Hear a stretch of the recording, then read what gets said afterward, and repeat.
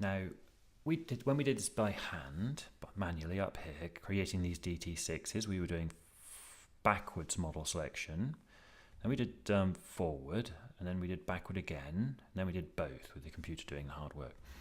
And when we do this, it's a bit like taking each time we're kind of doing this model variable selection, we were choosing whether to include a variable or not.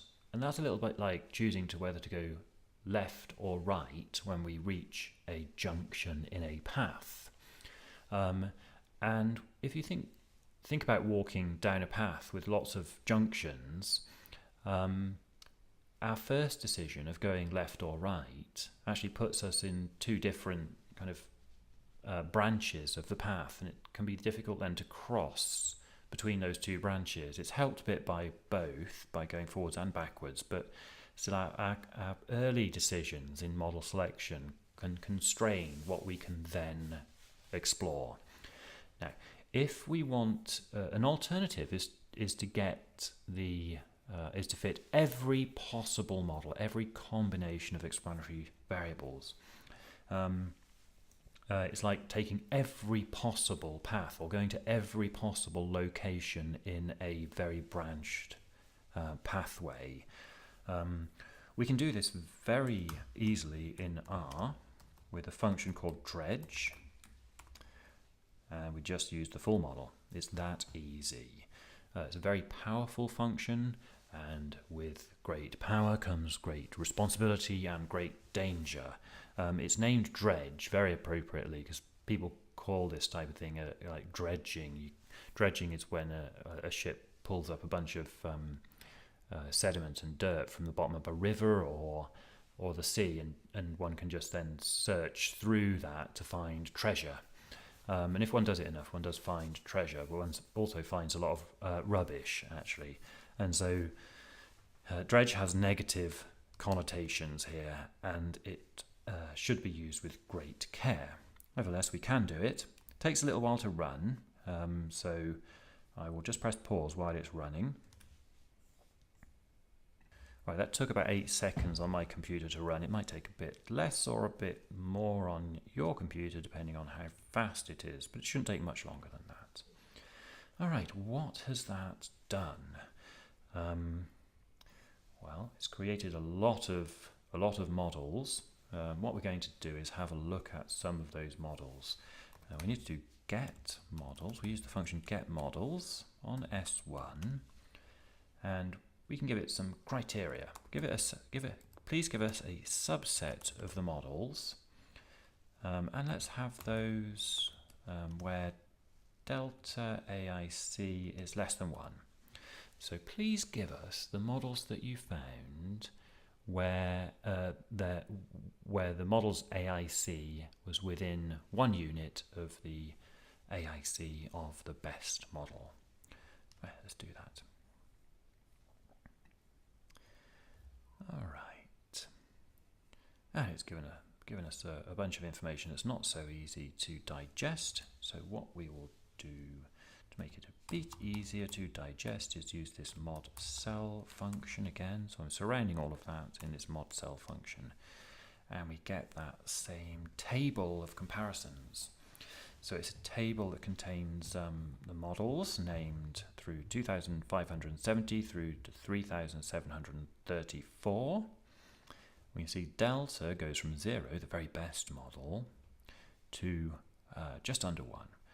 And that's because we said, please only give us those models. And again, we can read it like this.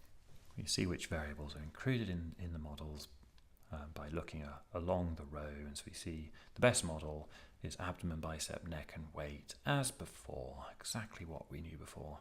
So it's not really doing anything new apart from it gets us all possible combinations of explanatory variables, and here we've just got those within 1 AIC unit of the best. There's quite a lot of them that are within 1 AIC unit. If we then change this, let's go to 2 units, run that, and here we see we've got quite a lot of models here within 2 AIC units, and even 3 rows have been missed. I'm not going to count those rows. So hopefully you're getting an idea of what Dredge has done here. This is how we can get those models. Let's get the best model from the Dredge. We do call it best Dredge, and that is when delta is equal to 0. So best Dredge should be just one model. We can check that with, could even do ANOVA. Best Dredge, not applicable. Let's do model cell.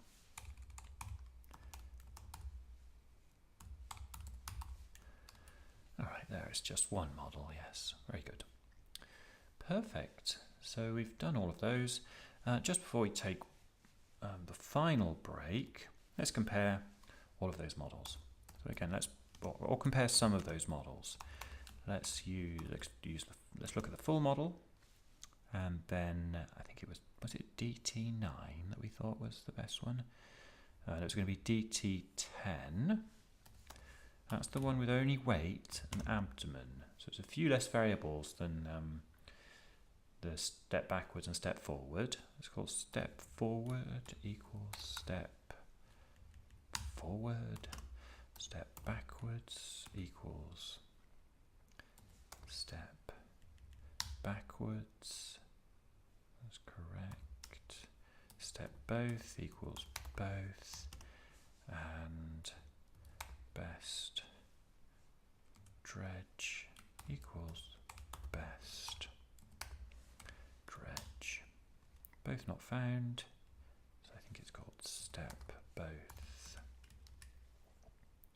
And mod cell, check those out. So we're comparing those models. Good. I've written the wrong word there. Model select. Let's fix this. Yes, the problem is that this here must not have the model select. To get the best Dredge. That should best Dredge. Okay, I have figured out what's going wrong here. Let's get it working from the start. So we have this best Dredge is that model. This gives it good, and then this won't work still because we need to get the model for kind of technical reasons. We need to do this to get the first part of that, the actual model, and then we can do the comparison. All right, so the very best model was the step forward. That's delta 0.00, delta IC of 0. It is the best model. The best Dredge was also the best model. That has to be the case, really. This is step backwards. Here is DT10, and there is M1, model 1. That's the full model, is 6 AIC units worse. And why do we have SB and SB1? It's because in this naming here, I've created step backwards and step both, which were named the same. We need them named differently, so we use step back and step both. Run it again, and there we go.